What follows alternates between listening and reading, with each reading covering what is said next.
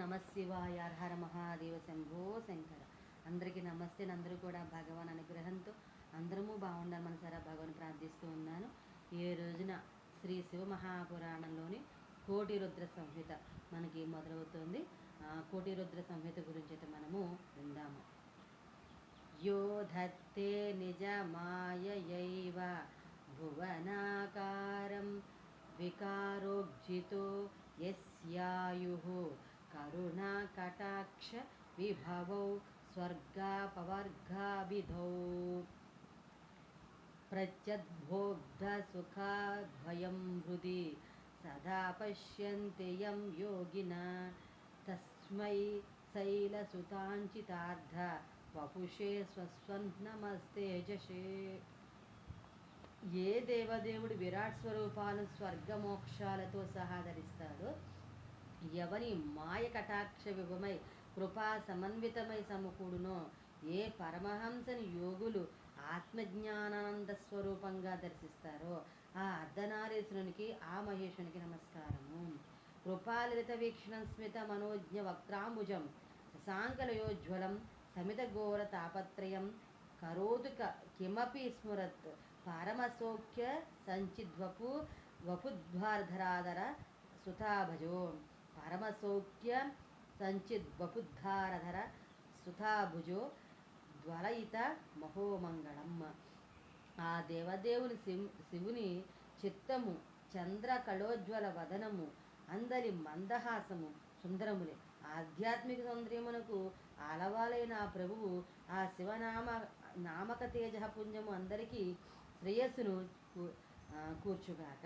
అక్కడి మహాములందరి ప్రతినిధిగా సౌనకాచార్యుడు సూత మహర్షిని అడిగాడు. మహాత్మా, సకల లోకాలకు హితమును చేకూర్చుటకే మీరు నానా విధములైన కథలతో కూడిన శివ అవతార మహాత్యమును తెలిపి మమ్ము ధన్యులను చేశారు. శివుని రమ్యమైన యశోరూపమును మనోనయములకు చూపించగల అమృతవాచ స్పత్యం ఆ భగవంతుడు మీకు ఇచ్చిన వరం. మాకు భూమండలంలోని అన్ని శివతీర్థాల్లో ఉన్న శివలింగాలను, అన్యస్థానంలో కూడా ప్రసిద్ధాలే నిలిచి ఉన్న ఆ పరమేశ్వరుని దివ్యలింగాలను వాటి ఆవిర్భావ కారణాలతో కథలతో సహా వివరించి మా శ్రవణాలను పరిపుష్టం పావనం చేయవలసిందిగా మమ్ము ప్రార్థిస్తున్నాము. ఆనందంగా చెప్పసాగాడు సూత మహర్షి. మహర్షి పొంగవులారా, ఈ లోకమంతా శివస్వరూపమే. ఆయన అందరినీ అనుగ్రహించడానికే దైవ అసుర మానవులతో కూడిన ముల్లోకాల్లో నెడనెడ లింగ రూపాల్లో వ్యాపించి ఉన్నాడు. భూమండలంలో ఉన్న లింగాలను లెక్కించడం అసాధ్యం కాబట్టి ఏవో కొన్ని ముఖ్యమైన వాటిని, ప్రముఖ లింగాలను ఏదో నా శక్తి కొలది వీలని వివరాలతో కీర్తించే ప్రయత్నము చేస్తాను. ముందుగా జ్యోతిర్లింగాలను భక్తిగా పేరున తలుచుకుందాం. వీటి పేర్లను విన్నంత మాత్రానే పాపాలు దూరమవుతాయి. సౌరాష్ట్రంలోని సోమనాథుడు, శ్రీశైల మల్లికార్జునుడు, ఉజ్జయిలోని మహాకాలుడు, ఓంకార తీర్థమున పరమేశ్వరుడు, హిమాలయాల్లో కేదారుడు, డాకినియందు భీమశంకరుడు, వారణాసి యందు విశ్వనాథుడు, గోదావరిలో త్రయంబకుడు, చితాభూమిలో వైద్యనాథుడు, ద్వారకా లేదా దారుకావనంలో నాగేశ్వరుడు, బంధమునందు రామేశ్వరుడు, శివాలయమునందు గుష్మేశ్వరుడు. రోజు పొద్దునే లేచి ఈ 12 జ్యోతిర్లింగ నామాలను వాటి ప్రదేశాలతో సహా పఠించేవాడు పాపం ముక్తులవుతారు. అందరూ చదవలసిన శ్లోకాలు ఇవి. సౌరాష్ట్రే సోమనాథంచ శ్రీశైలే మల్లికార్జునం ఉజ్జయినం మహాకాలం ఓంకారే పరమేశ్వరం కేదారం హిమత్పృష్టే డాకిన్యాం భీమశంకరం వారణాస్యాంచ విశ్వేశం త్రయంబకం గౌతమీతటే వైద్యనాథం చితాభూమౌ నాగేశం దారుకావనే సేతుబంధే చ రామేశం గుష్వేశంతు శివాలయే ద్వాదశైతాని నామాని ప్రాతరుత్థాయ పఠేత్ సర్వపాపైర్విముక్తః సర్వసిద్ధిఫలం లభేత్. లీయతే గమ్యతే ఇతి లింగ లేదా గమయతే. ఈ జగత్తు దేనియందు సంచరించి దేనియందు లయం చెందుతుందో దాన్నే లింగము అంటారు. సోమనాథ్లోని గుజరాత్లో కదయాడ్వాల్ జిల్లాలో ప్రభాస క్షేత్రానికి వెళ్ళి దర్శించుకోవచ్చు. శ్రీశైలం లేదా ఈ శ్రీ పర్వతం ఆంధ్రప్రదేశ్ కర్నూలు జిల్లాలో కృష్ణా తీరం ఉంది. మహాకాళేశ్వర మాళవ ప్రాంతము అవంతికాపురం ఉజ్జయిని క్షిప్రా నది తీరం ఉంది. ఓంకారేశ్వర్ మాళవ ప్రాంతము నర్మదా నది తీరము ఉజ్జయిని నుండి ఖాండ్వా వెళ్ళే దారిలో మోరటక్క నుండి 7 మైళ్ళు దూరంలో ఉంది. ఇక్కడే అమరేశ్వరలింగం కూడా ఉంది. ఈ స్వామి కేదార శిఖరంపై ఉంటాడు. శిఖరం నుండి తూర్పుగా వెళితే అలకనంద నది ఉంది. దాని తీరంలో బద్రీనాథుడు ఉన్నాడు. పశ్చిమంలో మందాగ్ని తీరంలో కేదార్నాథుడు కొలువై ఉన్నాడు. ఇది హరిద్వారానికి 150 మైళ్ళు దూరంలో, ఋషికేశ్ నుండి 130 మైళ్ళ దూరంలోనూ ఉంది. ఈ భీమశంకర్ బొంబాయికి తూర్పుగా, పూనాకి ఉత్తరంగా భీమా నది తీరంలో సహ్యబ్ పర్వత ప్రాంతంలో ఉన్నాయి. నాసిక్కి 120 మైళ్ళ దూరంలో మంచర్ గ్రామానికి దగ్గరలో సహ్యపర్వతంగా స్వామికి నెలవైన శిఖరం పేరు ఢాకిని. కొంతమంది ఇదే శివపురాణాన్ని ఉటంకిస్తూ భీమశంకర జ్యోతిర్లింగ అస్సాంలోని కామరూప జిల్లాలో గౌదికి దగ్గరలో బ్రహ్మపురం అనే కొండ మీద ఉందని చెప్తారు. నైనిటాల్ జిల్లాలో ఉజ్జనక ప్రాంతంలో ఒక విశాల శివమందిరం అని ఉందని, అదే భీమశంకరుని స్థానం అని ఉత్తరప్రదేశ్లో కలదని కొందరి అభిప్రాయం. కాశీనగరం జగత్ప్రసిద్ధం. ఉత్తరప్రదేశ్లో కాదు, బొంబాయి ప్రాంతంలో నాసిక్ జిల్లాలో ఉంది. పంచవటిలకి 18 మైళ్ళ దూరంలో బొంబాయికి పుట్టిన చోటు బ్రహ్మగిరికి సమీపంలో త్రయంబకేశ్వర జ్యోతిర్లింగము విరాజిల్లుతుంది. జార్ఖండ్ రాష్ట్రంలో జెడ్సీ రైల్వే స్టేషన్లో దిగి దేవగఢ్ అనే గ్రామంలో వైద్యనాథేశ్వరుడు జ్యోతిర్లింగ రూపంలో దర్శనమిస్తూ ఉన్నారు. గుజరాత్ రాష్ట్రంలోని ద్వారకు 4 కిలోమీటర్ల దూరంలో నాగేశ్వర జ్యోతిర్లింగం కలదు. ఈ రామేశ్వరాన్ని సేతుబంధ తీర్థం అని కూడా చెప్తారు. ఇది చెన్నై ప్రాంతంలో రామనాథం లేక రామనాథ్ జిల్లాలో ఉంది. ఈ స్వామిని కృష్ణేశ్వర్ అని కూడా అంటారు. ఈ జ్యోతిర్లింగం మహారాష్ట్రలో ఔదంబుకి 12 మైళ్ళ దూరంలో బెరుల్ గ్రామంలో ఉందన్నమాట. ఈ మొత్తం ఈ జ్యోతిర్లింగాల గురించి అన్నీ అయితే చెప్పి ఉన్నాను. అవన్నీ అయితే మీరు ప్లేలిస్ట్లో ఇచ్చి ఉన్నాను. అక్కడి నుంచి ఉండడానికి అయితే ప్రయత్నం అయితే చెయ్యండి. మొదటి జ్యోతిర్లింగమైన సోమనాథ జ్యోతిర్లింగం గురించి అయితే మనము విన్నాం. మహర్షులారా, ఇప్పుడు ఇక ఒక్కొక్క జ్యోతిర్లింగం ఏ పరిస్థితుల్లో ఉద్భవించిందో దాని మహిమ ఏంటో చెప్పుకున్నాం. శ్లోకంలో మొదట వచ్చే సోమనాథ మహత్యాన్నే ముందు విన్నవిస్తాను. మహాత్ములారా, శ్రేష్ఠ ప్రజాపతి యశస్వి మహస్వి తపస్వి అయిన దక్ష ప్రజాపతి తన అశ్వన్యాది 27 చక్కని చుక్కలైన కన్యలను అందగాడు చంద్రునికిచ్చి పెళ్లి చేశాడు. వారంతా చాలా అన్యోన్యంగా కాలం గడిపారు. కానీ అందరూ భార్యలను సమానంగా చూసుకోవాల్సిన చంద్రుడు అలా చేయకుండా ఒక్క రోహిణినే మనసారా ప్రేమించి ఆమెతోనే ఆనందంగా విహరిస్తూ మిగిలిన వారిని అంతకంతకు క్రమంగా నిర్లక్ష్యం చేసేవాడు. ఓపిక ఉన్న వాళ్ళు భరించి అది నశించాక దక్షుని కూతుళ్ళు 26 తమ తండ్రికి ఈ విషయాన్ని విన్నవించి శరణు కోరారు. ఎంత ముక్కోపి అయినా మహాప్రభు అయిన దక్షుడు తమాయించుకొని ఒక మామూలు మామగారిలాగే చంద్రుని వద్దకు వచ్చి ఇలా సానునయంగా పలికాడు. ఓయి కళానిధి, ఎంతో గొప్ప వంశన పుట్టినవాడవు, సకల శాస్త్ర కోవిదుడవు, ధర్మపాలకుడవు, నువ్వే ఈ ధర్మాన్ని పట్టించుకోకపోతే అలా? బహు పత్నులుగా ఉన్నవాడు అందరినీ సమానంగానే సమాధానించాలి కదా. రోహిణి నా కూతురే కదా, వీళ్ళు నా పిల్లలే కదా. ఒక తండ్రిగా నేను అంతమందిని సమానంగా ప్రేమించాను, పోషించాను, అభిమానించాను. అలా చేయకపోతే ఏనాడు అధర్మం వల్ల పాప మూటగట్టుకుని నరకంలో కూలిపోయి ఉండేవాడిని. కనుక నాయన, ఎప్పటిదాకా అయిపోయిందేదో అయిపోయింది, ఇక ముందైన అందరినీ సమానంగా చూసుకో. చంద్రుడు వెంటనే మామగారికి నమస్కరించి ఆయన చెప్పినట్లే చేస్తానని మాట ఇచ్చాడు. కానీ ఆ మాట నిలబెట్టుకోలేకపోయాడు. మళ్ళా ఆ 26 కన్యలు వచ్చి తండ్రి వద్ద కన్నీళ్లు పెట్టుకున్నారు. ఈ దక్ష ప్రజాపతి చంద్రుని క్షమించలేదు. పైగా మిక్కిలి క్రోధంతో ఉచితానుచితాలు మర్చిపోయాడు.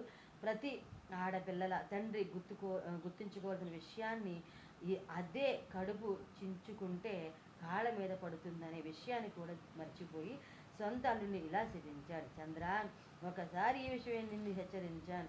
మామగారిగా నన్ను గౌరవించను లేదు, ప్రజాపతిగా కూడా భయపడను లేదు. నీ ప్రవర్తన మార్చుకోలేదు. నా కూతుళ్ళని ఇంత బాధ పెట్టినందుకు నువ్వు క్షయవాది పీడితవై నశించిపోవాలి గాక. ఒక్కసారిగా వెలుగుల రేడు చంద్రుడని చీకటి ఆవరించినట్లయింది. అతని భార్యలకైతే మతే పోయినట్లయిపోయింది. ఇక శాపానికి భయపడుతూ దానిని అనుభవిస్తూ తన క్రమేపి నిలబడుతూ ఉన్న ముఖాన్ని భార్యలకు సైతము చూపించడానికి బిడియపడుతున్నాడా చంద్రుడు. చంద్రుడు ఏదో ఒక మామకు అల్లుడు, కొందరు చక్కని చుక్కలకు భర్త మాత్రమే కాదు కదా.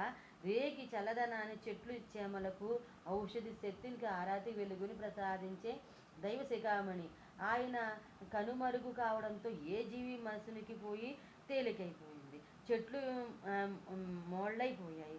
రాత్రుల్ని అంధకారంతో మునిగిపోయాయి. మనుషుల దేవతలు మసుకు చీకటైపోతాయి. ప్రకృతి తారుమారు కాసాగి అప్పుడు దేవతలు పోయి మానవాడి మనుగడ దెబ్బతినబోతుందంటూ బ్రహ్మకు మొరపెట్టుకోగా ఆ చిత్రానుడు చంద్రునికి సాక్షాత్కరించి ఇలా చెప్పాడు. అమృత కిరణ, ఆందోళన పడకు. తప్పెవరదని ఆలోచించేందుకుది సమయము కాదు. నీ సేవలు ప్రపంచానికి అవసరం. ఇదంతా శివలీల. ఆయన పరమార్థాన్ని మదిలో నించినాడో గాని నిన్ను ప్రభాస తీర్థానికి పంపించాలనే సంకల్పం నాకు కలిగించాడు. కాబట్టి ఓయి శశాంక, నీకు మళ్ళా మంచి రోజులు వస్తాయి. కాస్త సమయం పట్టవచ్చు.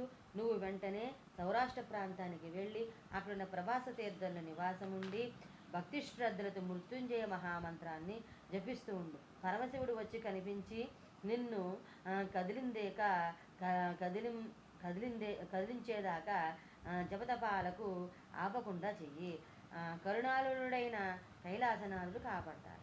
సృష్టించి తలరాతలు రాసేవాడికి తలరాతలు రాసేదానికే గదా సృష్టి భవిష్యత్తు కూడా తెలిపేది. చంద్రుడింకా అలసించకుండా సౌరాష్ట్రంలోని ప్రభాస తీర్థానికి పోయి చక్కని పర్ణశాలను నింపుకొని అక్కడే అనువైన కొండ కింద కూర్చుని ప్రశాంత నిర్మల స్థిర చిత్తంతో మహాదేవి మృత్యుంజయ మంత్రాన్ని జపిస్తూ తపోనిష్టలో ఉండిపోయాడు. అఖిలాండగోడి బ్రహ్మాండ నాయకుడైన పరమేశ్వరుడు అచిరకాలంలోని చంద్రునికి ప్రత్యక్షమయ్యాడు. శ్లాఘనీయమైన తపోనిష్టతో అనితర సాధ్యమైన తీరులో జరిపిన మంత్రజపంతో తనను మెప్పించి అక్కడికి రప్పించిన రాకాసురథులని అనురాగపూరిత నయనాలతో చూస్తా. రోహిణీపతి, నీకు కావలసిన వరమేమిటో అడుగు అన్నాడు అపర్ణాపతి. నీకు తెలియనిది ఏముంది నీలకంఠ, అయినా విన్నవిస్తాను. మన మామగారైన దక్ష ప్రజాపతి నాపై కోపించి నన్ను క్షేవాదిగ్రస్తుడను కమ్మని శపించాడు. దాంతో నేను రోజు రోజుకి కృంగి కుసించిపోతూ ఉన్నాను. కాలకోట విషయం నుండి విశ్వాన్ని రక్షించగలిగిన నీవు తప్ప ఇంకెవరు నన్ను ఈ శాపాన్ని నుంచి రక్షింపలేరు అని నన్ను రక్షించు అని అన్నాడు. చంద్ర, మామగారు సామాన్యుడు కాదు. బ్రహ్మలలోనొకడు. అతని శాపాన్ని నివారించడం అంటే మాటలు కాదు. అలాగని ఊరుకుందికి లేదు. నీ తపస్సు వృధా కారాదు కదా. పైగా మన మానవాళికి నీ అవసరం ఉంది కాబట్టి దక్షిణ శాపాన్ని కొంత మేరకు తగ్గిస్తాను. నీ స్వయం కృతాపరాధం ఉంది కాబట్టి నువ్వు శిక్షణ నిర్వహించాలి. ఈశానదేవ, ఈ ఘోరమైన రూపం నుండి నన్ను విముక్తిని చేసే ఏ విధానైనా అనుగ్రహించు. శశాంక, నీపై ఆయన శాప ప్రభావం నెలలో కొద్ది రోజులు తపస్సు చే నన్ను వశపరుచుకున్నావు కాబట్టి నా వర ప్రభావం మిగిలిన రోజులు ప్రసరిస్తాయి. నెలలో 14 రోజులు క్రమక్రమంగా క్షీణిస్తావు. మిగిలిన రోజులు క్రమక్రమంగా వృద్ధి చెందుతావు. ఈ క్షీణదశకు కృష్ణపక్షమని, నీ వృద్ధి దశను శుక్లపక్షమని వ్యవహరిస్తారు. పూర్ణిమ నాడు నిండు శోభతో పరిపూర్ణ బింబానివై శోభిస్తూ పండు వెన్నెలలు కురిపిస్తూ జగతిని ఆనందపరుస్తావు అంటూ శాపాన్ని లోక కళ్యాణార్థం సవరించాడు సాంబశివుడు. చంద్రునితో పాటు లోకమంతా ఆనందలోగిడల్లో తేలియాడింది. అందుకే దేవతలంతా దిగివచ్చి చంద్రునితో పాటు ఆ స్వామిని స్తుతించి ఆయనను నమ్ముకున్న వారిని అనుగ్రహించేందుకు అక్కడే ఒక రూపంలో నివసింపమని ప్రార్థించారు. భక్తపరవశుడైన దైవశిఖామణి ఇలా మనకందరికీ వరమిచ్చాడు. భక్తులారా, మీకోసం నేను ఇక్కడే ఈ చంద్రుని పేరుతోనే సోమనాథునిగా జ్యోతిర్లింగ రూపంలో కొలువుంటాను. ఇక్కడికి వచ్చి నన్ను నిండు మనసుతో పూజించిన వారికి మానసిక క్లేశాలు తొలగిపోతాయి, దారిద్ర బాధ సమసిపోతుంది, కర్మవసాన ఆలుమగల మధ్య ఏర్పడ్డ భేదాలని తొలగిపోయి వారి మధ్య అన్యోన్యరాగాలు నెలకొంటాయి. సౌనికాచార్య పరమ ప్రాచీనమైన ఈ శివలింగం భక్తుల పాలిటి కొంగు బంగారంగా విలసిల్లుతోందని చెప్పాడు సూతమినుడు. తర్వాతది ఇంకో జ్యోతిర్లింగము శ్రీశైల మల్లికార్జున స్వామి. సౌనకాది మహామునులారా, సోమనాథం తర్వాత అంతటిది మహిమాన్వితమైన జ్యోతిర్లింగము శ్రీశైలంలో ఉంది.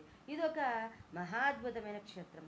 జ్యోతిర్లింగంగానే కాక అష్టాదశ శక్తి పీఠాల్లో కూడా ఒకటిగా శ్రీశైలం విరాజిల్లుతోంది. ఇలా రెండు రకాలుగా ఒక క్షేత్రం ప్రసిద్ధి చెందడం అరుదైన విషయం. ముందుగా శ్రీశైలనాథుని ఈ విధంగా కొలుచుకుందాం. శ్రీశైలం శిఖరేశ్వరం గణపతిం శ్రీ హాటకేశం పునః సారంగేశ్వర బిందు తీర్థ మమలం ఘంటార్క సిద్ధేశ్వరం గంగాం శ్రీ భ్రమరాంబికాం గిరిసుత మారామ వీరేశ్వరం శంఖం చక్ర వారాహ తీర్థమనిషం శ్రీశైలనాథం భజే.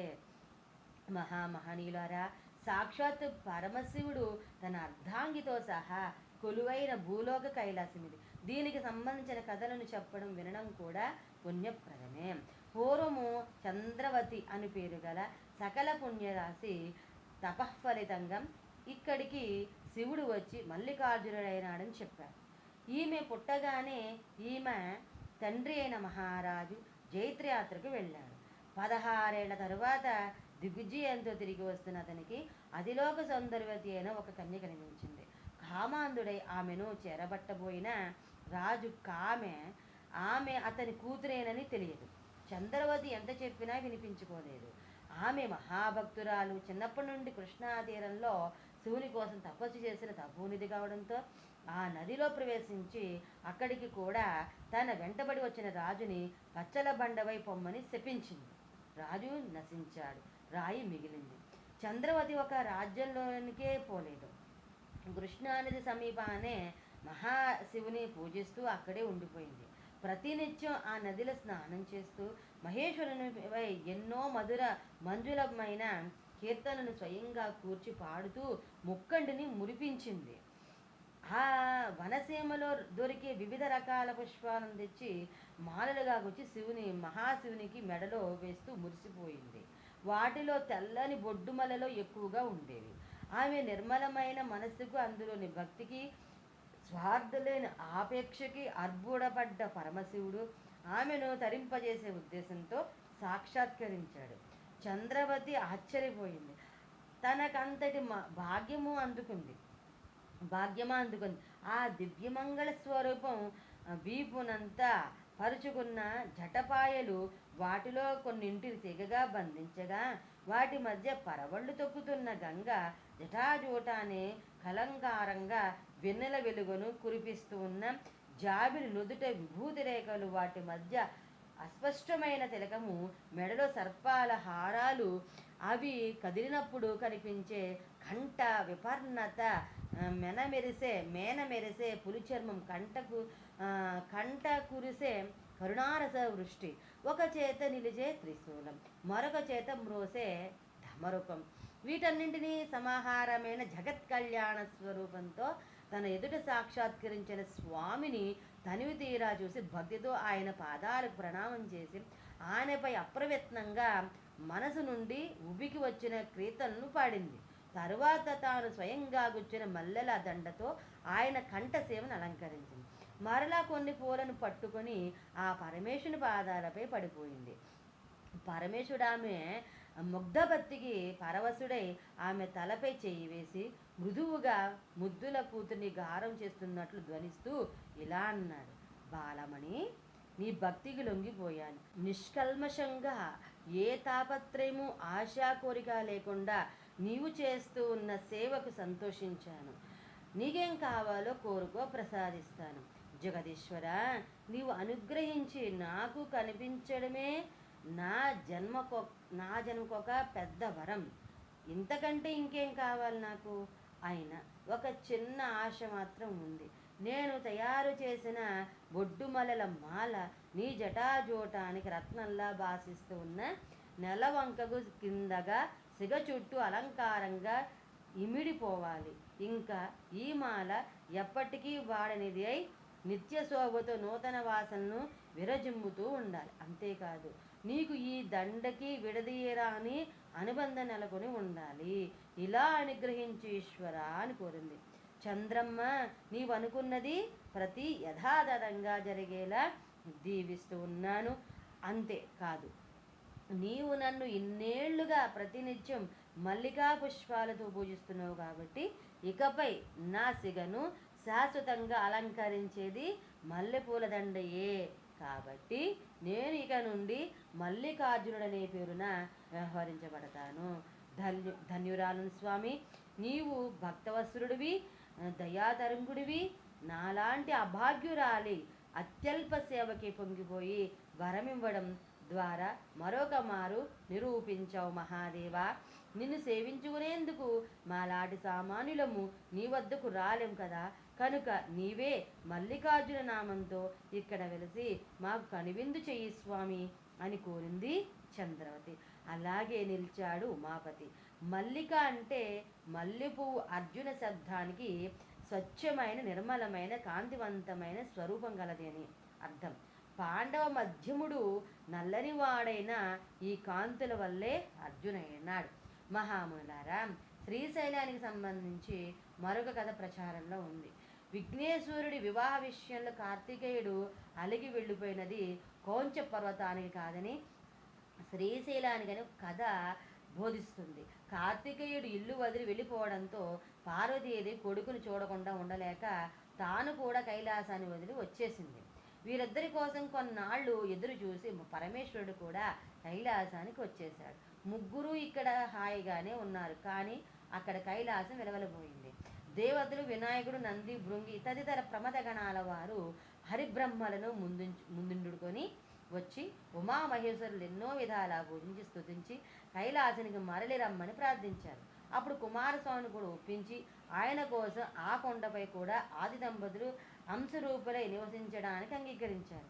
నేనిక్కడ జ్యోతిర్లింగ స్వరూపుణ్ణై కొలువుదీరి నన్ను చేరవచ్చిన భక్తజనాన్ని కాపాడుతూ ఉంటాను. ఇక్కడకు వచ్చి నన్ను దర్శించుకునే వారికి మరుజన్మ లేకుండా చేస్తాను. ఇది ముందు ముందు మహాపుణ్యక్షేత్రమే అపర కైలాసంగా భాషిస్తుంది అంటూ ఎన్నో వారాలు కురిపించాడా ఆదిదేవుడు. అమ్మకు అక్కడి నుండే అవకాశం తర్వాత వచ్చింది. సౌనికాచార్య అరుణాసురుడనే రాక్షసుడు తన ప్రతాపంతో విశ్వాన్ని జయించి లోకకంటకుడైపోగా దేవతలు వాని పీడను వదిలింపుమని పార్వతీదేవిని ప్రార్థించారు. ఆమె భ్రమర రూపంలో వచ్చి ఈ శ్రీశైలం మీదనే ఆ రాక్షసుని మట్టు పెట్టించి అప్పటి నుండి భ్రమరాంబాదేవి అని పేర ఆ తల్లి ఇక్కడ కొలువుంది. శ్రీశైలంలోని మల్లికార్జున స్వామిని, శ్రీశైల భ్రమరాంబికాదేవిని దర్శించి పూజించిన వారి పుణ్యము 100 రెట్లు పెరుగుతుంది.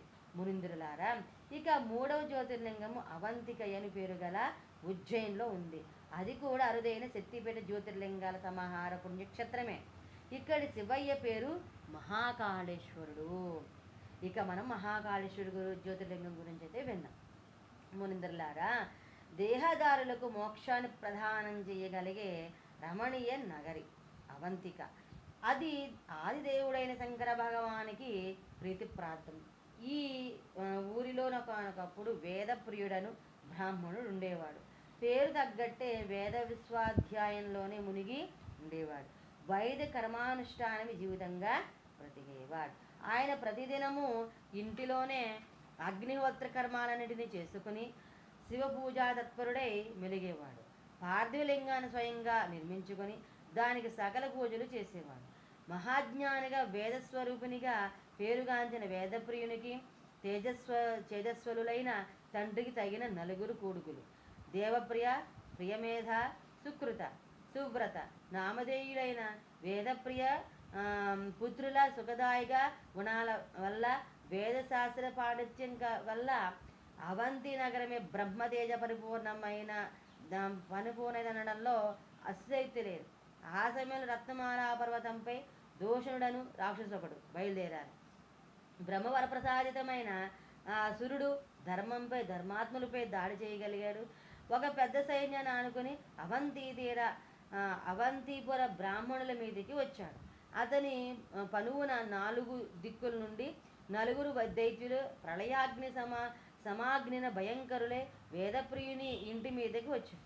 మిగతా బ్రాహ్మణులంతా భయంతో వణుకుచుండగా వేదప్రియుడు తణుకు బెణుకు లేకుండా ప్రియబాంధవులారా భయపడకండి, భక్తవసులుడైన శంకర భగవానిపై భారం వేయండి, ధ్యానం చేయండి అంటూ తాను పుత్రులతో సహా శివలింగం చుట్టూ చేరి ధ్యానంలో మునిగిపోయాడు.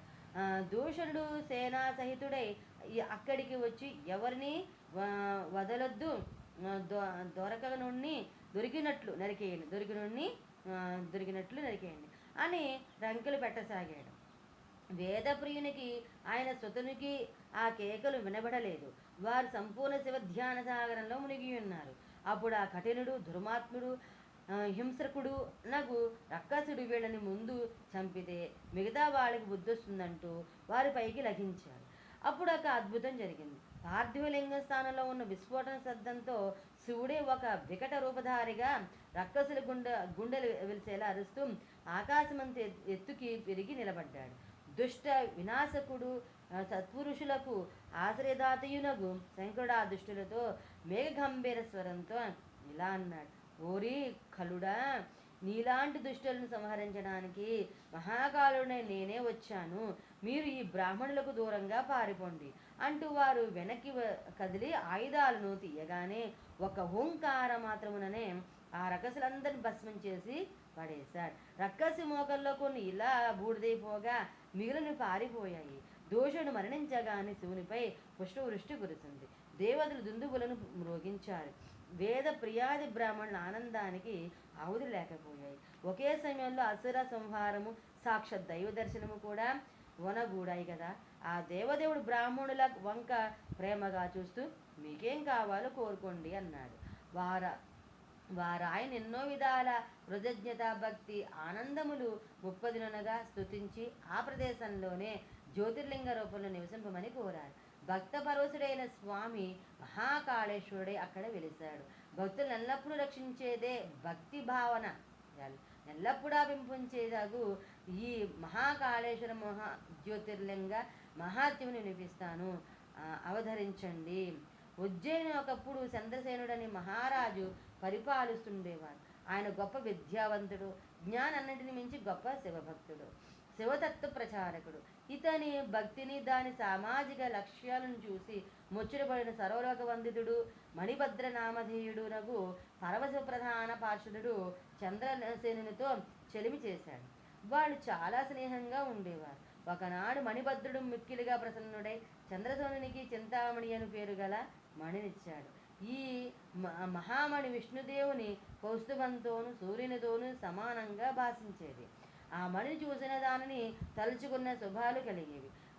మహాశివభక్త శిరోమణి మణిభద్ర సఖమణియగు చంద్రసేన మహారాజు ఆ చింతామణిని కంఠసీమలో ధరించి సింహాసనం మీద కూర్చుని ఉంటే సాక్షాత్ సూర్యదేవుడే ఇలాకు దిగి కొలువుదీరున్నట్లుండేది. ఈ వైభవాన్ని చూసి ఆ చుట్టుప్రక్కల రాజుకి కన్ను కుట్టింది. వారంతా రహస్య సమావేశాలు పెట్టుకుని చంద్రసేనునిపై మూకుమ్మడిగా దాడి చేసి అతని పరాజయాన్ని గావించి రాజ్యవర్షణ చేద్దామనుకున్నాడు. ఈ సంగతిని గూఢచారుల ద్వారా తెలుసుకున్న చంద్రసేనుడు వెంటనే మహాకాళేశ్వరుని చరణు కోరి మనసు నిర్మలం నిస్సందేహం చేసుకుని ఉపవాసపూర్వకంగా రాత్రింబవళ్ళు కోవెల్లోనే ఉండిపోయి అనన్యభావంతో మహాకాళిని ఆరాధించసాగారు. మంత్రులు, సేనాపతులు రాజరక్షణ ఏర్పాట్లలో మునిగి ఉన్నారు. ఆ రోజుల్లోనే ఉజ్జయినిలో ఒక గొల్ల వితంతు ఉండేది. ఆమె తన 5 ఏళ్ల కొడుకును వెంట పెట్టుకుని మహాకాళేశ్వర మందిరానికి పోయి శ్రద్ధాభక్తులతో స్వామి దర్శన పూజలను చేస్తుండేది. చంద్రసేనుని నిర్విరామ పూజ జరుగుతున్న రోజుల్లో కూడా ఆమె వెళ్ళింది. రాజు భక్తి శ్రద్ధలను ఆసక్తిగా ఆశ్చర్యంగా పరికించి తాను కొంత తడవు పూజల నుంచి కొడుకుతో సహా ఇంటికి వెళ్ళిపోయింది. ఆమె తన పనుల్లో పడిపోయింది. కానీ ఆమె కొడుకు 5 ఏళ్ల చిన్నపిల్లవాని చిన్ని మనసులో మాత్రం శివుడు లింగస్వరూపుడు పీట వేసుకుని కూర్చున్నాడు. ఆ పిల్లవానికి ఆ నిమిషము నుండి శివుని తోడిదే లోకమైపోయింది. వాడు వెంటనే ఎక్కడెక్కడికో తిరిగి శివలింగాకృతిలోనున్న ఒక సుందరశీలను తెచ్చి తన ఇంటి కొద్ది దూరంలో ఒక బయల్లో పెట్టాడు. భక్తిపూర్వకంగా పచ్చగానున్న రాళ్లను తెచ్చి గీరి ఆ పొడిని గంధంగా లింగానికి కలది. అలాగే వస్త్ర ధ్రువ దీప అక్షతాదులను కూడా తయారు చేసి రాజుగారు చేసినట్టే తాను పూజ చేశాడు. ఇంట్లో తోటల్లో ఎక్కడెక్కడో తిరిగి రంగురంగుల ఆకులను పూలను తెచ్చి శివలింగంపై వేశాడు. ఎక్కడెక్కడో దొరికిన పప్పు బెల్లాలను తెచ్చి లింగానికి ఎదురుగా పెట్టగా అదే మహాకాలునికి ప్రీతిపాత్రమైన మహా నైవేద్యమైంది. ఆ బాలుడు భక్త్యావేశంలో మాటికి శివలింగానికి శిరస్సు తాకిస్తూ పారవశ్యంతో నృత్యం చేశాడు. తనకి వచ్చిన పాటలన్నింటినీ పాడసాగాడు. పిల్లవాడు తల్లివాడి భోజనానికి వేళయిందని వెతుక్కుంటూ వచ్చి చూసింది. ఆమెకి ఇదంతా పిల్ల చేష్టలాగానే కనబడింది. పిల్లవాడిని చెయ్యి పట్టుకుని లాగింది. వాడు రాలేదు. గట్టిగా అరచి కేకలేసి పిలిచింది. వానికి వినబడలేదు. ఆ ఒక కర్ర పట్టుకుని కొట్టింది. వాడికి తగలలేదు. వాడికి ఎందుకు తగులుతుంది? వాడు శివుని సన్నిధిలో ఉన్నాడు. చివరికి ఆ తల్లికి తన పిల్లవాడు పిచ్చెత్తి పోతాడేమో నేనేమో భయం వేసింది. దాని పిచ్చిని పోగొట్టాలంటే ముందు రాతి బండను, ఆకులను, అలమలను, పప్పు బెల్లాను వానికి దూరం చెయ్యాలని భావించి వాటన్నింటిని ఎక్కడెక్కడ పడేలా విసిరేసింది. ఇక డొక్క మాడితే పిచ్చి కుదిరి వాడే ఇంటికి వస్తాడనుకుంటూ వెళ్ళిపోయింది. ఆమె కూడా భక్తురాలే, కానీ ఆమెకు ఆ రాత్రిలో లింగము, ఆ పూజలో శివుడు, ఆ పిల్లవానిలో మహాభక్తుడు కనబడలేదు. అంతే. ఆమె శివలింగాన్ని పూజా సామాగ్రి విసిరేస్తుండగా ఆ బాలకునికి తెలివి వచ్చింది. తన స్వామికి తన పూజకు జరిగిన అన్యాయాన్ని చూసి అయ్యో అని దిక్కులు పెకటిలేలాగా అరుస్తూ రోధిస్తూ స్పృహ తప్పి పడిపోయాడు. కొద్దిసేపటికి అతనికి తెలివి వచ్చి చూసే మొత్తము తానుండిన ప్రాంతమంతా నమ్మశక్యం కానంతగా మారిపోయింది. ఆ పిల్లవాడు ఇది వరకుండిన మైదానంలో శివదేవుని అనుగ్రహం మూలంగా ఒక సువిశాలమైన సుందరమైన మహాకార మందిరం నిర్మితమై ఉంది. అందులో ఆ బాలకుడు ఉన్నాడు. ఆ మందిరం మణులనిచే పొదగబడిన స్తంభాలతో, స్ఫటికమణిచే చదును చేయబడిన భూమితో, మేలి బంగారంతో తాపడం చేయబడిన గోపురంతో, బంగారు కలసతో, విశాలమైన ద్వారాలతో, బలమైన కవాటాలతో సువర్ణమయమై శోభితమై అలరారుతోంది. అవకాశం ఉన్న చోటల్లా వజ్రాలతో మణులతో పదకబడ్డ చంద్రశిలలు అరుగులా ఏర్పాటు చేయబడి ఉన్న ఆ మందిర మధ్య భాగంలో రత్నమయమైన పెద్ద శివలింగం ఉంది. దానిపై ఆ బాలకుడు వేసిన పూజా వస్తువులే ఉన్నాయి. అతని తల్లి అతడు శివుని అర్పించిన రంగురంగుల ఆకులను, కృత్రిమ ధూప దీప నైవేద్యాలను, పూలను విసిరి పారేసింది కదా, అవే ఇప్పుడు ఆ రత్న నిర్మిత లింగమై ఉన్నాయి. దీనికి అంతటిని చూసి ఆ మహా ఆనందాన్ని తన తల్లికి పంచడానిక పంచవర్షీయుడు ఇంటికి వెళ్ళాడు. ఇక్కడ అతని కోసం మరొక ఆశ్చర్యం వేచి ఉంది. తన ఇంటికి బదులు ఆ జాగాలో పెద్ద ప్రసాదమే ఉంది. అందులో ప్రతి గది నుండి బంగారు కాంతులు బయటకు వస్తూ ఉన్నాయి. అతని తల్లి కూడా ఎవరో దేవాంగులనుకుంది. ఆమె కొడుకుని చూడగానే వానికి ఛాతీకి అద్దుకుంది. ఆయన ఆ దీనవన బాంధుడైన ఆదిదేవుడు మనిద్దరిని కరుణించాడురా అంటూ ఆనందంగా అరిచింది. పుత్రి నోటి ద్వారా శివుని కరుణను గూర్చి వింది. తాను కూడా అప్పుడే ఏదో మగత కమ్మినట్లు నిద్రించానని, కొడుకు పిలవగానే స్పృహలోకి వచ్చానని చెప్పింది. తన పుత్రుని ద్వారా ఆ పార్వతీపతి ఒక మహాకాళేశ్వర మందిరాన్ని ప్రసాదించాడని తెలిసాక ఆమె ఆనందానికి, భక్త్యాశ్రువులకి అవధులు లేకపోయాయి. పరమ శివభక్తుడు ప్రస్తుతము నిత్య భజన పూజారమగ్నుడైన రాజుకి శుభాద్భుత విషయాన్ని చేరవేసింది. అప్పుడే కఠోరమైన వ్రతాన్ని విజయవంతంగా భక్తిస్వరకంగా పూర్తి చేసి ఉన్న చంద్రసేన మహారాజు హుటాహుటిన వచ్చి ఆ మహాదివ్య వైభవ సముపేతమైన మహాకాళ మందిరాన్ని చూసి ఆనందపరవశుడై ఆ గోపబాలకుని హృదయానికి హత్తుకున్నాడు. అక్కడే ఒక గొప్ప ఉత్సవాన్ని ఏర్పాటు చేసి దానిలో తాను కూడా సామాన్యుని వలె నృత్య గీతాదులతో పాల్గొని పరమేశ్వరుని మరల నోరారా భజించి కీర్తించి పరవశించాడు. రాత్రంతా భక్త్యానందాల మేరు కలయికగానే గడిచింది. తెల్లారేసరికి మరొక ఆనందము వేచి ఉంది. చంద్రసేనుని రాజ్యాన్ని నలువైపుల నుండి ముట్టడించి దానిని కబళించడానికి పథకం వేసిన పొరుగు సీమల పాలకులు అప్పటికే ఉజ్జయిని 4 రాజద్వారాలకు కూతవేటు దూరంలోనికి వచ్చేశారు. గుప్తచరుల ద్వారా ఉజ్జయినిలో అంతకు ముందలి రోజు చోటు చేసుకున్న అపూర్వాద్భుత శివానుగ్రహ సంపాదిత సంగతులను విని ఎక్కడి వారక్కడే ఆగిపోయారు. వారంతా మరొకసారి సమావేశమై ఇలా నిర్ణయించుకున్నారు: ఈ చంద్రసేన మహారాజు గొప్పదైన బలమున్నవాడు, గొప్ప దైవ బలమున్నవాడు. ఆ భగవంతుడే స్వయంగా ఒక అద్భుతమైన ఆలయాన్ని ఉజ్జయినికి ప్రసాదించి మనకి కర్తోపదేశం చేశాడు. ఈ మహా శివభక్తుని జోలికి వెళితే మన క్రోధంలో మనమే కాలిపోతామనేది శివుడు మనకిచ్చిన సందేశం. కాబట్టి మనమంతా ఆరాధుని గౌరవించి స్నేహస్తాన్ని చాచి అందిపుచ్చుకుని మరలిపోతాము. మహామునులారా, వారి హృదయాలు శుద్ధమై వైరభావం తొలగిపోయాయి. శివ దర్శనానికి అర్హతను సంపాదించుకున్నాయి. వారంతా ఆయుధాలను, యుద్ధము స్ఫురించే దుస్తులను విసర్జించి శ్వేత వస్త్రధారులై, పరివారరహితులై, వినయభూషణులై కాలినడకన వచ్చి ఇంద్రసేనుని కలుసుకున్నారు. చల్లని మనసుతో అతడిచ్చిన ఆతిథ్యాన్ని స్వీకరించి మహాకాళేశ్వర దర్శనాన్ని కనుమతిని వేడారు. చంద్రసేనుడు పరమానందభరితుడై తానే స్వయంగా వారిని ఆలయంలోకి తోడుకొని పోయారు. ఒక గోపాల బాలకునిపై కృపతో స్వతహా ప్రకటితాతులైన శివలీలా స్వరూపాలైన ఆ శివాలయాన్ని మహాకాళేశ్వర జ్యోతిర్లింగాన్ని దర్శించి రాజులంతా ఉత్తమ బుద్ధిమంతులే మనసులోనే శివచింతనను చేయగలిగారు. ఈ గోప శిశువుని సంతోషపరిస్తే ఆ మహాశివుని మహదానందభరితుని చేసినట్లే అనిపించి వారంతా వంతులుగా ఆ బాలునెత్తుకుని శివునెత్తుకున్నట్లే మురిసిపోయారు. వానికి ఎన్నెన్నో అపురూప వస్తువులను కానుకలుగా గుమ్మరించారు. అప్పుడు మరొక అద్భుతం జరిగింది. జ్ఞానగుణసాగరుడు, సకలోకేశ లోకస్థిత వందితుడు శ్రీరామకథను నడిమి నుండి నడిపించిన వాడు, కాంచనవర్ణ విరాజిత శేషుడు, కుండల మండితుడు, కుంచిత కేశుడు, అష్టసిద్ధులను నవనిధులను సాధకులకు ప్రదానం చేయగలవాడు, శివాసనమూర్తుడు, వానరోత్తమ రూపుడైన ఆంజనేయ స్వామి వారికి సాక్షాత్కరించాడు. అంతా లేచి నిలబడి భక్తితో తలలు వంచి నమస్కరించారు. ఆయన గోపబాలకు నెత్తుకుని ముద్దాడి ఇతరులందరిని ఆశీర్వదించి ఆశీస్సును కమ్మని చెప్పి తాను కూడా వారి మధ్యన కూర్చుని ఇలా చెప్పసాగాడు: నరాధిపులారా, మీకు మీ ద్వారా ఇతర దేహదారులకు నేనొక శుభ సందేశాన్ని ఇవ్వదలుచుకున్నాను. ఆ పరమేశ్వరుడు తప్ప ప్రాణులకు వేరే సద్గతి లేదు.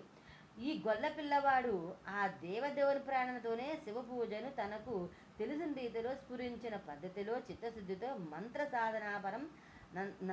మంత్ర సాధనావసరం లేకుండా మహాశివుని మహిమను తాను దర్శించి మనకి కూడా చూపించగలిగాడు. గోపవంశకీర్తి ఇతని ద్వారా ప్రపంచమంతటా వ్యాపించే కాలం రానుంది.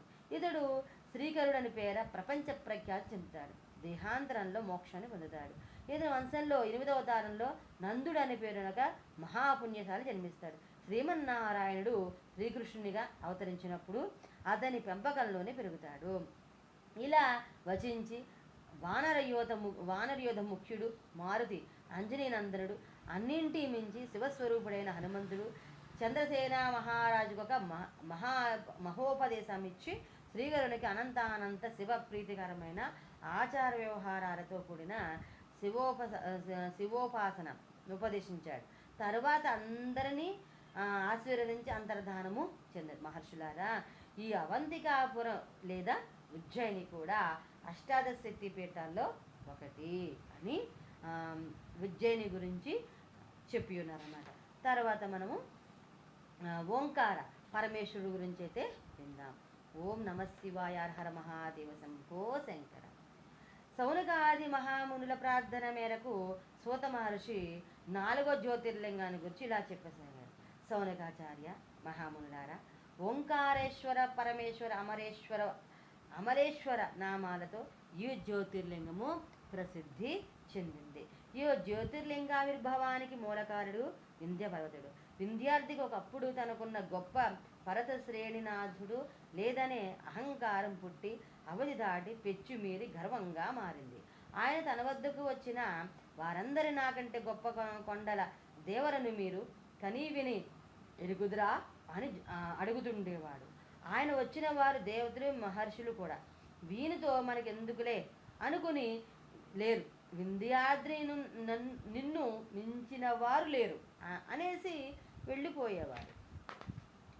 ఒకనాడు లోక కళ్యాణమే జీవితాశయంగా గలవాడు, పేరులోనే జ్ఞానాన్ని దానం చేస్తాడనే వాగ్దానం గలవాడు అగు మహాత్ముడు నారద మహర్షి అటుగా వెళుతూ వింధ్యాద్రిపై ఆగాడు. పర్వతరాజు అతనికి ఎదురేగి సాధారణంగా కొనివచ్చి అతిథి సత్కారాలు చేసి ఆ మహామునిని ఇలా ప్రశ్నించాడు. దేవర్షి, నా ఆశ్రితులు, బంధువులు, స్నేహితులు అంతా బాగా లోకాన్ని చూసిన వారే. వారేమో నాకంటే ఉన్నతమైన పర్వతం మరొకటి లేదంటూ ఉన్నారు. నా వద్ద లేని ఔషధులు కానీ లోహాలు కానీ సృష్టిలో లేవని, సమస్తమైన సంపదలకు నేనే నిలయంగా భాషిస్తున్నాను చెప్పుకుంటూ ఉన్నారు. నేనే సమస్త పర్వత రాజానన్నని, నన్ను మించిన మహోన్నత పర్వతం లేనే లేదని జనులు అనుకుంటున్నారని చెప్తూ ఉన్నారు. నిజమేనా స్వామి? మీరు త్రిలోక సంచారి కదా, మీరు వినని మాట కానీ మీకు తెలియని కానీ విశేషం కానీ ఉండవు. చెప్పండి, సర్వోన్నత పండితుడను నేనేనా? నవ్వుకున్నాడు నారదుడు. వింధ్యాచలుడు అహంకారం అవధులు దాటి సర్వోన్నతగిరి మాటలు ఎలాగున్నా సర్వోన్మత్త పర్వతుడై లాగున్నాడు. ఇతని మంచి దారిలో పెట్టి మహోన్నతుని చెయ్యాలి అనుకుంటూ ఇలా చెప్పాడు. పర్వతరాజా, నీవు విన్నది నిజమే, కానీ చెప్పండి నారద మునీంద్ర, నిత్య సత్యవ్రతులు మీరు. నా దగ్గరే కాదు, ఎవరి దగ్గర మీకు నిజాన్ని దాచి అసత్యం ఆడవలసిన అవసరం లేదు. మీరు ఎవరికీ భయపడనక్కర్లు. చెప్పండి. అదే వింధ్యారాజా, నీవు ఉన్నతుడవనే గాని సరోన్నతుడు కావు. గిరీంద్రుల్లో ఆ స్థాయిని పొంది ఉన్నవాడు ప్రస్తుతం మేరు గిరీంద్రుడు. నీవు ఆయనతో అన్ని విధాల సమానుడవే కానీ మేరు పర్వత శిఖరాలు మహోన్నతంగా సర్వోన్నతంగా విరాజిల్లుతూ ఉన్నాయి. దానికి కారణం ఏమనగా మీరు మేరు పర్వత శ్రేణులు దేవలోక పర్యంతము విస్తరించి ఉన్నాయి. దానితో సురశ్రేష్ఠులంతా వాటిపై హాయిగా విస్తరిస్తూ ఉన్నారు. వారి పాదస్పర్శతో పునీతమైన రాజులతో ఉన్నది మేరు పర్వతం. వింధ్యాధీశ, నీవు నిరుత్సాహపడవలసిన పని లేదు. మేరుతో సమానం కావాలంటే ఏం చెయ్యాలో, ధర్మ పద్ధతిలో ఏం చెయ్యాలో నీ బుద్ధికి అదే తడుతుంది. ధన్యుడను దేవర్షి, నీ ఉపదేశాన్ని మరువను అంటూ నారదుని వీడుకొల్పిన వింధ్యాద్రి బుద్ధికి వెంటనే తట్టింది తరుణోపాయం. తపస్సు ఒక్కటే సాధనము అని. పరమేశ్వరుని సదాశివుని పాదాలి శరణ్యమని, ఆయన దయని పొందాలంటే తపస్సు ఒకటే సాధనమని నిశ్చయించుకుని వింధ్యాద్రి తనదైన పద్ధతిలో తపస్సు ప్రారంభించాడు. ఓంకార యంత్రాన్ని నిర్మించుకొని అందులో పార్థివలింగాన్ని ప్రతిష్ఠించుకొని శంకర్ను ఉద్దేశించి ఎంతో నిష్ఠతో ఘోరంగా తపస్సు చేయసాగాడు వింధ్యాద్రి. రోజులు, నెలలు, ఏళ్ళు గడిచిన విరామం తీసుకోలేదు, విచారం పట్టించుకోలేదు. నిశ్చల చిత్తంతో ఆ నఘాధీశుడు చేస్తూ ఉన్న తపస్సుకు గౌరీశునకు కరుణ కలిగింది. ఆయన అతని ముందు ప్రత్యక్షమై, భక్తాగ్రేసర, నీ కఠోర తపస్సు నన్ను కదిలించింది, నీకేం కావాలో కోరుకో అన్నాడు పరమేశ్వరుడు. సాంబ సదాశివుడిలా సాక్షాత్కరించగానే ఉప్పొంగిపోయాడు వింధ్యాద్రి. వెంటనే స్వామి పాదాలు సాష్టాంగ దండ ప్రణామం చేసి లేచి నిలబడి చేతులు జోడించి ఇలా వరం కోరుకున్నాడు. నీకు తెలియదంటూ ఏమీ లేదు. నీవు కనబడగానే కరుణించి నన్ను కోరుకోమన్నగానే నా కోరిక తీరనంత ఆనందంగా ఉంది. ముందు నా బాధను వినిపించి అప్పుడు కోరికను విన్నవించుకుంటాను. ప్రభో శంకర, మేరు పర్వతానికి ఏ విధంగానూ తీసిపోని నేను ఒక విషయంలో మాత్రం వెనుకబడిపోతూ ఉన్నాను. అత్యంత మహోన్నతాలైన మేరు పర్వత శిఖరాలపై దేవతలంతా విహారం చేస్తూ ఉన్నారు. వారి శరహక్కాంతుల నుండి పాదస్పర్శాల దాకా అన్ని అంశాల మేరువుని పునీతం చేస్తున్నాయి. నాకు ఆ భాగ్య మబ్బలేదు. దాంతో సాటి పర్వతరాజుల మధ్య కాక దేవదానవ గిన్నెర కింపురుషాది గణాల మధ్య కూడా తలవంపులకు గురవుతూ ఉన్నాను. నన్ను మానసిక వేదన నుండి నీవే తప్పించాలి. ఎలాగో చెప్పు అన్నాడు శివుడు దరహాస చంద్రికలను కురిపిస్తూ. మేరు పర్వతంపై విహరిస్తున్నట్టే నాపై కూడా దేవతలంతా విహారయాత్రలచే కాక సుతీర్థయాత్రలు కూడా చెయ్యాలి. అప్పుడు నేను మేరువును మించిపోగలనేమో కూడా. ముక్కోటి దేవతలు కూడా ప్రతిక్షణం మొక్కించుకునే నీ కరుణాకటాక్షాలు నాపై ప్రసరిస్తే నేను అంతటి వాడనైనా కాగలను. వజ్ర రత్న మాణిక్యాలతో పొదగబడ్డ విలువైన కిరీటాలతో శోభాయమానంగా ప్రకాశితమై దేవతల శిరస్సులు నీ చరణారవిందాలకు మొక్కుతూ ఉంటే ఆ వెలుగులు నా శిఖాగ్రాలకు కొత్త అందాల కాంతులను అద్దాలి. ఆ కాంతుల్లో మేరువైన నా ముందు వెలవెలబోవాలి. ఈ నా వాంఛ ఈడేరాలంటే దేవతలందరికీ దేవదేవుడు సృష్టికర్తనే సృష్టించిన వాడవు నాకు నీవు నా శిఖాగ్రాన స్థిర నివాసం ఏర్పరచుకోవాలి. ఇదే నన్ను ధరింపజేసే పరమసాధనము. పరమశివుడు తపోజితుడు భక్తపరాధీశుడు. అందుచేత వింధ్యాచలునితో ఇంకా అహంకారం కనిపిస్తూ ఉన్న ప్రస్తుతానికి దాని పట్ల నష్టం లేదని, త్వరలోనే అది నశిస్తుందని అనుకుంటూ ఇలా వరమిచ్చాడు. వింధ్యాచల, నీవు నిర్మించిన ఓంకార యంత్రంలోను అందరూ ప్రతిష్ఠించిన పార్థిలింగంలోను కూడా నేను జ్యోతిర్లింగ రూపంలో కొలువై ఇక్కడే ఉండి నీ వాంఛితాన్ని నెరవేరుస్తాను. ఓంకారేశ్వరుడని అమరులంతా వచ్చి పొందుతుండడం వల్ల అమరేశ్వరుని ఇక్కడి లింగాన్ని వ్యవహరిస్తారు. నీవు కోరినట్లుగానే హరిబ్రహ్మేంద్రాలతో సహా అందరు దేవతలు సకల మునిగణాలు అందరూ నీపై కాలుని నా దర్శనానికి వస్తారు. సౌనికాచార్య, ఇది ఓంకారేశ్వర జ్యోతిర్లింగ ఆవిర్భావ కథ. తర్వాత మనము కేదారేశ్వరుడు గురించి అయితే విందాము. అంతవరకు స్వస్తి. ఆ భగవాన్ యొక్క అనుగ్రహణ మనందరిపైన ఉండని కోరుకుంటూ ఉన్నాను. సర్వేజన శిఖరం సమస్త మంగళాన్ని వంతు. స్వస్తి. హర హర మహాదేవ శంభో శంకర.